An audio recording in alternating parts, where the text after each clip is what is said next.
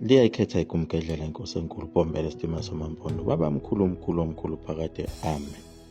Babehluphekile bonke abantu kuleli zwe laKwaZulu kuze kuyofika khona ezweni lasemampondweni. Nabo abakhona ezimishini babedaza inkani kodwa nabo babelibona usizi olwalubahaqile. Kodwa ngenxa yawo uphoyizini ababewudliswe yibo abelungu ababewuthanda kakhulu bengafuni ukuhlukana nawo noma bebona ukuthi uyabadla njengomdlavuza. Kodwa ababa nesibindi nabahlakanipha baphulukundlela kusenesikhathi baya kuye uShembe bayocela ukuba abasindise ezifeni ezazibaphethe. Kodwa umfundisi uNgidi wakhona ezimishini wayelokhu egolozile ethi ayikho lento nidlala umuntu onomkhungu. Kanti ukusho lokho umfundisi uNgidi akazi ukuthi naye usizi luyoze limfice ngelinye ilanga.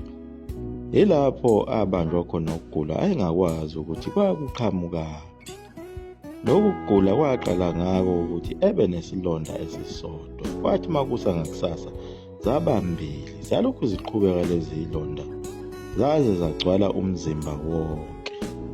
Basebezamile nabanye abefundisi kanye nabazalwane bakhona ezimishini bethandaza kuyo phela inkosi yabo yaseYurophu ukuthi ayisindise nangu umfundisi uyagula ibandla lizosala libe yini. Kodwa kunakuba asinde izilonda zaqhubeka kakhulu zanda emzimbeni. Phela abantu abaningi ngalesi sikhathi khona ikakhulukazi eNatali ebona phela ababehunguleke kakhulu yilo uthando lwazo izimishini ezazifike nabo abelungu. Bengafune kuzwa lutho sebelahle onke amasiko kanye nayo indlela yokuganana yalahleka kudala ngesikhathi sama-1700 kwakho ukufika kwazo izimishini zokuqala. Ukugula okuningi kwakuyikho-ke lokho okwakubangwe yibo abelungu ukuthi bephambanise laba bantu baseNatali nemisamu yabo. Njengoba ngisho nabo abazali bayo babeshade khona emasontweni bengashadanga ngosiko lwase-Afrika olwalwenza ukuthi nabo abantwana ozobazala lapho kube abesibongo sendoda. Kanye nayo yonke imikhokha eyayibangwa yiko ukungawagcini amasiko ase-Afrika kwabagulisa kakhulu lokho abantu bakhona eNatali. Kanye nabo abathakathi ababegwaza ibhece njengoba abantu basebekholwa bazi ukuthi lento yabathakathi ama-superstitions kanye nawo ama-chemical weapon ayefakwe yibo phela abelungu. Njengoba kwakunemikhuhlane eminingi eyayisiqhamukile kancane eyayehlukahlukene selokhu yayiqale ngesikhathi se-Anglo-Boer War. Umfundisi uNgidi baze bayidela amathambo abomndeni wakhe bakhetha ukuthi bemgibeze imbongolo benikele naye khona emzini wasePhakameni ngoba sekubonakala ukuthi sebezame konke behluleka nabo odokotela behlulekile. Wahamba naye unkosikazi wakhe wayekhona lapho bephikelele kuPhakameni. Wathi uma efika khona emzini wasePhakameni bamangala bonke abantu ngoba babeqala ukubona ukugula okunjena. Wafika uShembe wamthandazela khona lapho ebaleni ekuyo imbongolo yakhe lena ngoba kulikhuni phela ukuthi ehle. Wathi uma eqeda ukumthandazela embethe yona ingubo ngenxa ukuthi ilanga lase liyozilahla kunina. Wabesithi uShembe abamhambise endlini eyayibizwa ngokuthi iseJudiya eyayingaphesheya komgwaqo khona ekuPhakameni ayolala khona.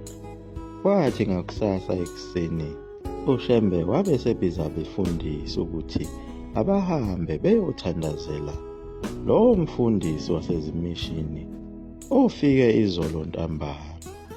Uma befika abashumayeli kulo mfundisi bafike behluleka ngoba beqala ukubona umuntu ogula ngolu hlobo bamangala kakhulu. Phela babengambonanga ngayizolo njengoba wayefike ntambama embethe ingubo. Manje useyimvulile ingubo, sekugcwele nezintuthwane ezazidla ubovu obaphuma kuzo lezi zilonda zakhe. Abashumayeli babona ukuthi ayingangabo, base bebiza yena uShembe. Wafika uShembe kuyo lendlu yaseJudiya, wabe eseyibuza le ndoda ukuthi yini lena ekuphethe. Le ndoda yakwaNgidi yaphendula ngokuthi ayazi nayo ukuthi ngabe iphethwe yini. Ikuqale nini lento? Yaphendula indoda yathi isanda kungiqala. Wathula isikhathi eside uShembe. Wathi esuka lapho wabe seyibuza le ndoda ukuthi lona uhamba naye ingabe unkosikazi wakho lona na? Yavuma ngekhanda indoda yathi yebo nkosi. Waphinda wabuza uShembe ukuthi nishadile nalo nkosikazi? Umfundisi uNgidi wathula lapho wehluleka ukuphendula. uShembe wabe sephendukela kunkosikazi wabuza yena unkosikazi ukuthi ngabe ushadile yini nale ndoda yakwaNgidi? Wavuma unkosikazi. Wabe sesuka lapho uShembe sejikela kuye umfundisi wathi lalela mntanami, uNkulunkulu uthi lowo nkosikazi akuyena owakho. Wena uthathe umfazi wenye indoda. Leyo ndoda iyakhala. Ngibona indathane ezinyembezi zale ndoda ikhalela umfazi wayo.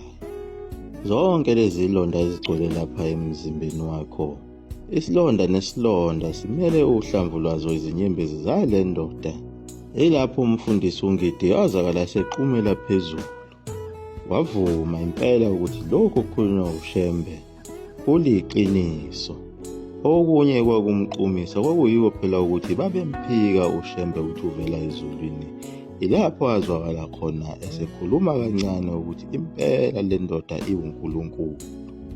Naye phela umfundisi wayekulo leli qembu labantu ababengamfuni uShembe. Uze lapha nje ngoba elethwe uye unkosikazi wakhe, sekubonakala phela ukuthi useyafa. Laba befundisi basezimishini abangabangani bakhe base bemshiye kanjalo, kanye nayo imithandazo yabo engasebenzi. uShembe wabe semnika ithuba lokuthi aphawule ukuthi uthini ngale ndaba. Ilapho-ke umfundisi uNgidi waphendula wathi, baba, konke sengikushiyela ezandleni zakho manje. Waphinde wambuza uShembe ukuthi kulungile yini ukuthi ngikubhabhadise. Wavuma umfundisi uNgidi.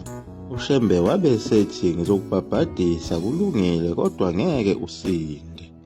Kodwa into engizokusiza ngayo yinye qha, ngizokuhlelela indlela yokuya ezulwini kuze uNkulunkulu afike akuthethelele ungene ezulwini. Wabonakala esemonyozela kancane umfundisi uNgidi. Isikhashana waphuma umphefumulo womfundisi uNgidi. Nangempela umphefumulo wakhe wathubeleza njalo, wahamba endleleni ayekade ivulelwe uye phela uShembe, waze wafika khona ezulwini.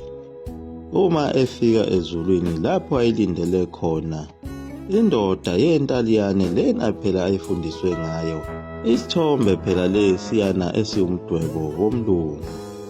Akangasifica kuleli zulu mayethi uyabheka mamishana, yile ndoda engiyishiye emhlabeni ilapha, iyona ewuNkulunkulu.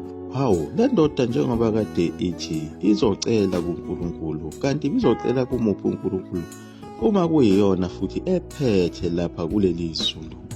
Kwenzeka lokho nje na umzimba wayo phela ulele khona lapha endlini yasekuphakameni, kanye naye unkosikazi wayo ukhona phela lapha uyalila. Nayo imbongolo yakhe ebehamba ngayo umfundisi uNgidi iboshiwe laphaya ngaphansi kwesihlahla. Khona manjalo wabonakala esekhwehlela futhi umfundisi uNgidi. Labuya ithemba nakuye unkosikazi wakhe umfundisi uNgidi. Ekubuyeni kwakhe wabonakala sengathi useqala kuba ngcono kakhulu, namandla asebuyile ngoba wabe sexoxa zona lezi zindaba. Wazwakala esempongoloza kakhulu ethi, ngiyabonga baba, sengiyibonile indlela yami eya ezulwini ukuthi uyilungisile impela. impela unguye ovela ezulwini. Kwenzeka konke lokhu bakhona abashumayeli kanye nayo unkosikazi kaMfundisi uNgidi babona lezi zimanga, kodwa uShembe wayezithulele njena. Phela uhlale nobuso obuduma ongabuqondi noma uyahleka noma udiniwe, uhlale nje ephakathi nendawo. Njengoba umfundisi uNgidi wayesebabaza bona ubuNkulunkulu bakaShembe, uShembe wayezithulele nje. Njengoba nangelilodwa ilanga engakaze asho ukuthi uShembe unguNkulunkulu, kodwa abantu ababefakaza ukuthi uShembe uNkulunkulu. Njengoba naye uZakhariya Kunene wayekhona phela lapha kwenzeka lesi simanga, okuwuye wayesexoxela amaNazaretha izimanga zakhe uShembe, njengoba waqala ukuhamba nayo uShembe esemncane. uZakhariya Kunene phela uye loyaya owayentshontsha ubhanana wamaNdiya, owagcina esehlushwa unembeza wakhe ukuthi utshontshe ubhanana wamaNdiya. Wabe sebika kumfundisi wakhe womlungu, owamyalela ukuthi akathandaze. Wabe sebuza umlungu ukuthi uzobona kanjani ukuthi uNkulunkulu semthethelele. Umlungu wamphendula ngokuthi uzoziveza kuwe uNkulunkulu ngalo iphupho. Lapho naye uZakhariya Kunene wayazi ukuthi uNkulunkulu yiso phela lesiya sithombe esisesontweni seNtaliyane. Emveni kwey'nsuku ezintathu ecela inkethelelo kuNkulunkulu, wabe sebona ulwandle. Ngalesi sikhathi kukade kukhuluma izwi phezu kwakhe elamkhipha endlini lathi akaphumele phandle abheke ngasolwandle. Kulolo lwandle yilapho phela abona khona ingalo yomuntu omnyama iphuma phakathi olwandle yavela ugabagaba. Ngakusasa ekuseni venene ngejubane eyobikela umlungu wakhe ongumfundisi ukuthi imbonile uNkulunkulu ephushile. Ilapho umfundisi womlungu ambuza khona ukuthi leyo ngalo yayivela olwandle yayinjani. uZakhariya Kunene wachaza ukuthi leyo ngalo kwakungeyomuntu omnyama. Ilapho umfundisi womlungu athukuthela khona kakhulu ukuthi uNkulunkulu akayena umuntu omnyama, umlungu, njengoba ubona isithombe esikhona laphayana esontweni. Wamphatha kabi kakhulu lokho uZakhariya Kunene.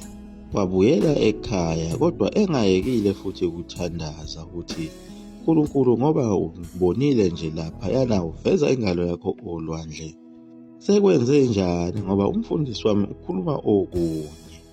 Kwaphela futhi izinsukwana, laphinde labuya lelizwi kuye lomfana omncane, lenza okufanayo, lathi akaphumele phandle abheke ngasolwandle. Esabhekile olwandle lwaligubha amagagasi, kwaqala kwavela manje ikhanda lalo mnikazi wale ngalo, elakhuphuka njalo kwaze kwavela isifuba namahlombe lomuntu owayephuma olwandle, kwaze kwavela ukhalo lwakhe. Kwase kuma kanjalo, labe selikhuluma izwi likaNkulunkulu lathi, uyena-ke uNkulunkulu lona, uyeza uzofika lapha ezweni laseNatali. Leso sithombe somuntu ambona ephusheni ephuma olwandle akasikhohlwanga uZakhariya Kunene. Ngokuhamba kwesikhathi wahamba esiteshini sesitimela ngenhloso yokuziba indlala ngawo umoba owawuwa ematrakini ayedlula ngendlela. Wahamba wafike wahlala nesinye isixuku sabafana ababedla naso umoba. Ilapho waze kwafika sona isitimela esithwala umphakathi. Babona abantu ababehla kuso isitimela esasisuka eGoli.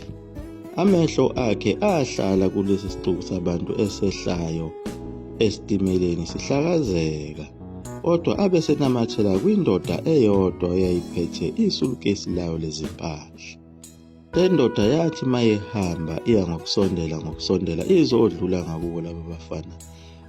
Amehlo akhe uZakhariya Kunene ahlala aqondana namehlo ale ndoda. Wethuka wawona umoba wakhe ayewuphethe. Uma ebona ukuthi uye lo muntu engimbone ephusheni ephuma olwandle, lo muntu ngaleso sikhathi usemile, wabona esemqhweba. Wasuka lapho uZakhariya Kunene washiya abangani bakhe ababedla umoba waya kulo muntu ongalokhanga emkhulumisa izindaba eziningi, kodwa wamnikeza isuitcase lakho lezimpahla wathi, "Phatha lezi mpahla zami ungiphelekezele." Wabashiya kanjalo uZakhariya Kunene abangani bakhe ababedla umoba, wabe eseyamlandela uphungelihle. Makabongwe uJehova. Liyaguqa lapho igungedlela mzukulu wami futhi umkhovu idunde kunesoka phakade. Amen.